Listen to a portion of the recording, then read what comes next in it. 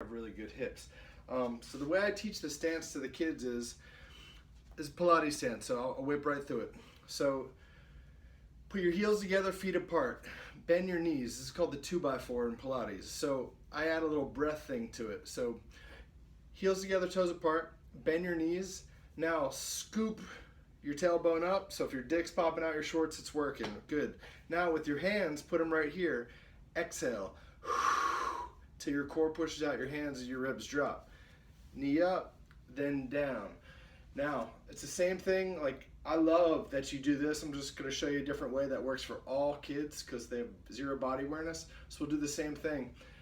No matter where they are in their stance, a lot of them just don't have that balance. So even if I'm all the way back here, and I like spreading them out because it forces their weight through, so it's awesome you do it that way. We're doing the same thing that we just did, feet together. We're going heels up in the air, bend our knees. Now I'm gonna scoop my tailbone down the wall. So now I got a little flex in my, stretch in my right hip flexor. Now I'm gonna take the back hip inside towards my dick. So I got a nice square thing. Now I'm gonna exhale.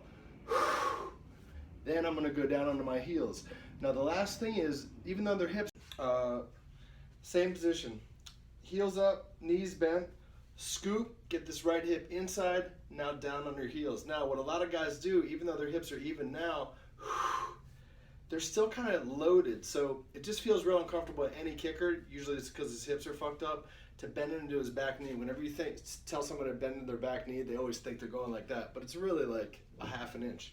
So then a lot of them are still loaded. We can't see their toes. So a lot of times their toes are up and they're just foot's flexed. So this leg's not gonna move. It should be a dunking leg off your, dunking foot. So a lot of times you can't really see my foot, but I'll put a book or I'll just have them step on my toe and I'll just let them move their knee around, just be like, oh, we're moving. So that kind of gives you that back and forth and push.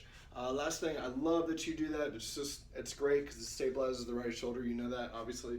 The last way I teach it is in their stance, toe up, wiggle that knee so they got a little mobility. Now they're going to put their right hand here, and all they're going to do, since they have no body awareness, they have a fucked up counter arm, they got to brace that right arm better. So I'm pushing my hand in here. I'm going to exhale